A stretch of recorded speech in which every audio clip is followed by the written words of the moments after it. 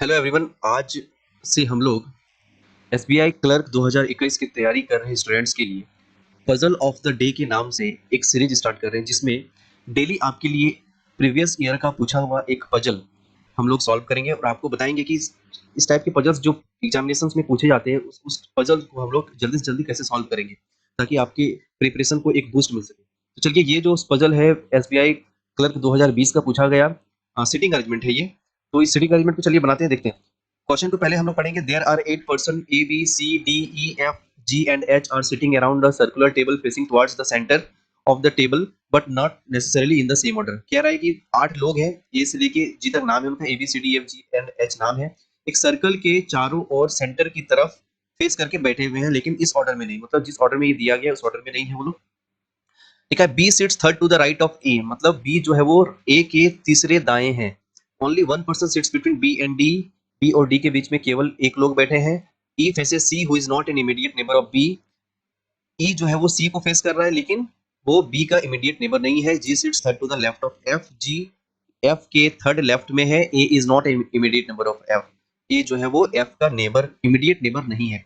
Puzzle को पढ़ने के बाद, समझने के बाद, जब आपको पता चल रहा है कि सारे जो सिटिंग अरेंजमेंट में जो लिखा गया, जो स्टेटमेंट दिया गया है, उसको समझने के बाद आप सिंपली क्या करेंगे, आप एक सर्कल ड्रॉ करेंगे और हो सके तो आप दो सर्कल ड्रॉ करेंगे पॉसिबिलिटी के लिए, क्योंकि कभी कभी क्या होता है स्टेटमेंट में पॉसिबिलिटी आ जाता है, कभी लेफ्ट बैठेगा कि राइट बैठेगा।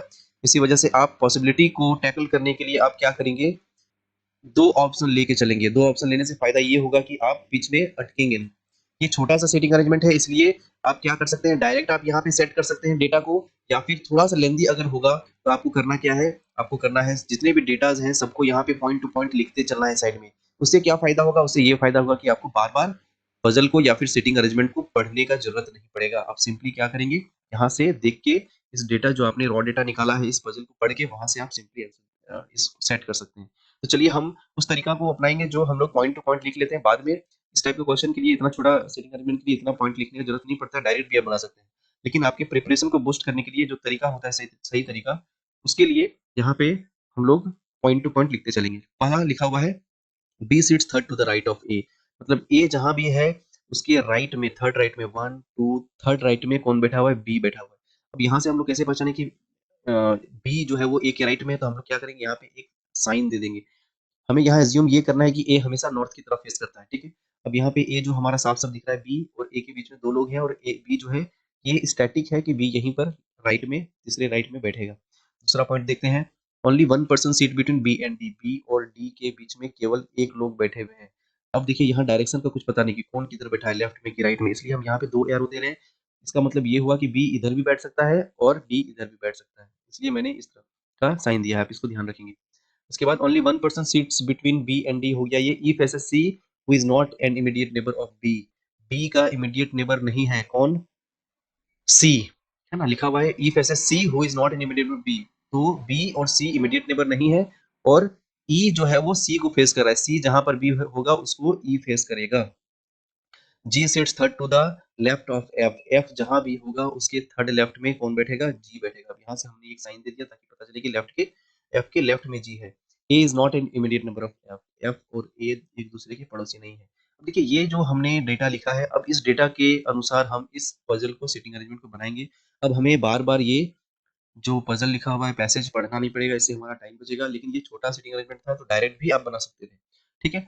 तो चलिए स्टार्ट करते हैं, पहले पॉइंट से देख लेते हैं। स्टैटिक पॉइंट कौन सा है, स्टैटिक पॉइंट हमारा ये भी है और ये पॉइंट भी है और ये पॉइंट भी है। लेकिन हमें देखना है कि अगर इस पॉइंट को हम लेते हैं पहले, तो जी और एफ का और डेटा है नहीं कहीं, तो हम कहीं ना कहीं जाके आगे फंस जाएंगे। इसलिए हम क्या करेंगे, इस डेटा को लिख चलेंगे, क्योंकि ए और बी का बात हो रहा है इसमें, और बी का बहुत जगह पे डिस्कस हुआ है और भी पॉइंट्स में। तो यहाँ लिखते हैं, ए को कहीं भी आप सेट कर सकते हैं।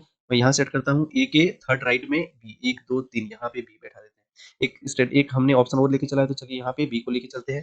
फिर लिखा है बी और डी के बीच में एक। अब ये नहीं कहा कि बी और डी के बीच में एक बैठा है, लेकिन बी डी के दाएं बैठा है कि बाएं, इसलिए हम क्या करेंगे, अब हमारा जो हमने दो ऑप्शन लिया है वो हमारा काम आएगा। बी और डी के बीच में एक, तो इधर बैठा देते हैं, बी के लेफ्ट में एक बैठा देते हैं डी को, और इधर राइट में डी को बैठा देते हैं, क्योंकि यहाँ से भी एक आदमी बीच में बैठा हुआ है और यहाँ भी बीच में बैठा हुआ है। आगे चलते हैं, बी और सी पड़ोसी नहीं है, बी और सी पड़ोसी नहीं है, मतलब सी जो होगा यहाँ पे नहीं होगा। यहाँ पे हमने एक तरह से मार्क कर लिया कि इस जगह पे सी नहीं बैठ सकता है, और सी को फेस करेगा ई। अब देखिए अगर सी को या सी यहाँ नहीं बैठेगा, यहाँ नहीं बैठेगा, यहाँ नहीं बैठ सकता है, डी बैठा हुआ है, यहाँ नहीं बैठ सकता, ए बैठा हुआ है, यहाँ नहीं बैठ सकता है सी। क्यों? अगर सी को यहाँ बैठाएंगे तो हमें फेस कराना पड़ेगा ई को, जो कि यहाँ बी ऑलरेडी बैठा हुआ है। तो सी यहाँ बैठ सकता है क्या? बिल्कुल बैठ सकता है। सी यहाँ बैठेगा तो ई बैठ सकता है। अगर सी यहाँ बैठाते हैं तो यहाँ डी बैठा हुआ है। यानी कि इस ऑप्शन में सी हमारे पास सिर्फ यहाँ पे बैठ सकता है और ई। इसमें देखते हैं सी कहाँ बैठ सकता है। यहाँ नहीं, यहाँ नहीं, यहाँ नहीं, सी यहाँ भी नहीं बैठ सकता है क्योंकि ई फेस करेगा। यहाँ तो नहीं बैठ सकता है, यहाँ भी नहीं बैठ सकता है क्योंकि ये बी को फेस कर रहा है। सिर्फ सी यहाँ बैठेगा और ई यहाँ बैठेगा। आगे चलते हैं। ये पॉइंट्स हो गया, ये पॉइंट हो गया, ये पॉइंट हो गया। इसका जी एफ जो है, अब इस पॉइंट को बनाने से पहले हम लोग एफ का एक डेटा है कि एफ ए के बगल में नहीं होगा। तो यहाँ देखिए एफ यहाँ पे नहीं बैठ सकता है। इस फिगर में अगर एफ यहाँ नहीं बैठेगा तो एफ यहाँ बैठेगा। अगर एफ यहाँ नहीं बैठेगा तो एफ यहाँ पे दो जगह बच रहा है एफ का, ठीक है। इसमें तो एफ के लिए जगह बन गया।